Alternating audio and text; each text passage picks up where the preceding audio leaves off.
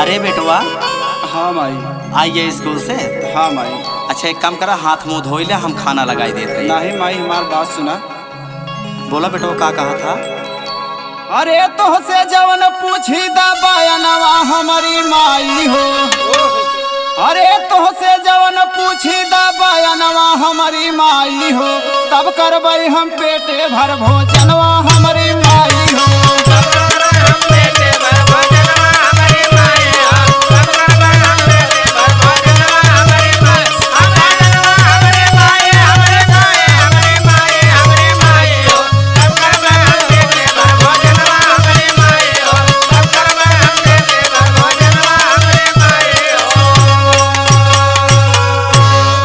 चाहा था बेटवा? सुना माई। सुनावा। अरे सब कर पापा फोन लगावे, बेटवा कहीं बोलावे हो। पापा काहे रूठल बाटन, घरे कबहु ना आवे हो। अरे बाटे कवन करनवा तू बतावा हमारी माई हो, तब करबई हम पेटे भर भोजनवा हमारी माई हो।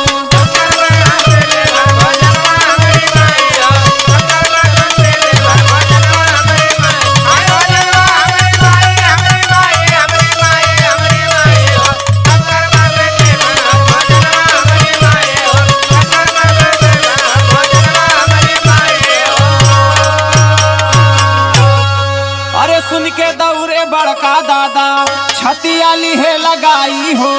कवन विपतिया पड़ गए सुगना, बतिया लिहा उठाई हो।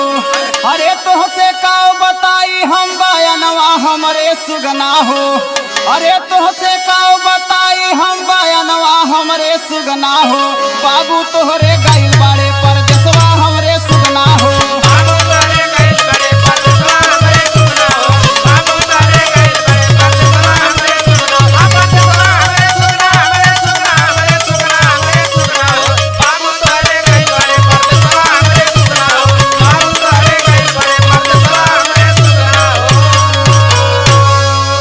अरे बेटवा।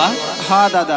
तू फोकट के चिंता करत हवा हो, बाबू तोहरे कमाए गए हुए आज ही कमाए के 2-4 दिन में। अरे नहीं दादा, हमें का बताए दादा, तुम्हारी बात सुना। सुनावा सुनावा बचवा सुनावा। अरे पढ़े जे केहू के आगे माई रहिया सभे बेरावे हो। माई को बोले उल्टा सीधा, मुहा देख बिचकावे हो। अरे देता तू बताई कवन करनवा हमरे दादा हो। अरे देता तू बताई कवन करनवा हमरे दादा हो, तब करबई हम पेटे भर भोजनवा हमरे दादा हो।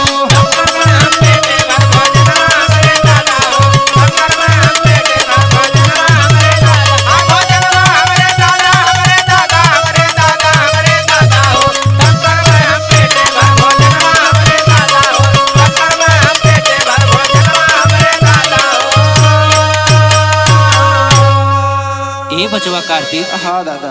ई सब गलत फहमी में तू मत रहा। ई तो दुनिया के दस्तूर है, क्यों केहू के सुख में ना देख सकत। अच्छा दादा, ये दुनिया के दस्तूर है, तुम्हारी बात सुना।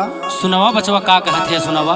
अरे सोरहो सिंगार से हमरे माई के दास सजवाई हो। सुनी मंगिया बाटे दादा, सिंधुरा से दा भरवाई हो। अरे काहे करत बाटा तू बहनवा हमरे दादा हो।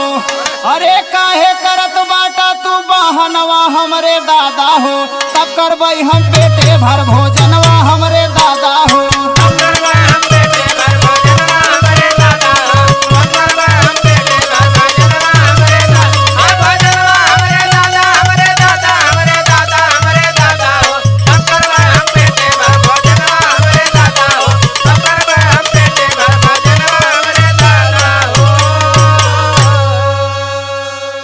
अरे सब्र के बाद टूटल माई, बतिया कुल बतियाई हो।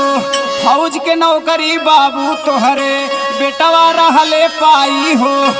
अरे सीमा सरहद पर छिड़ल लड़ैया हमरे सुगना हो। अरे सीमा सरहद ऊपर छिड़ल लड़ैया हमरे सुगना हो। तोहरे बाबू का मरले मुदैया हमरे सुगना हो।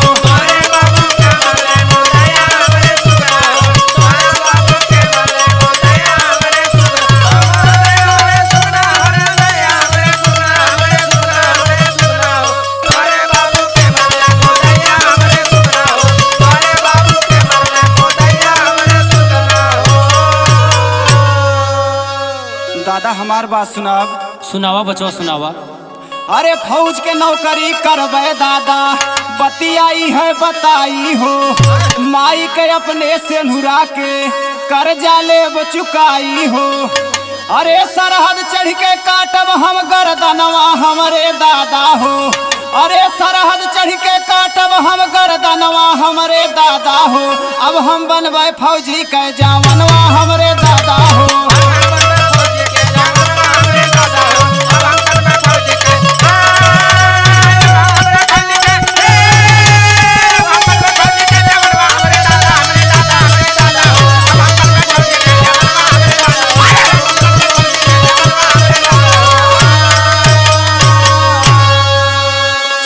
सेनहू न लौटा दे माई, तब तक हम सुख और चैन से न सोए माई।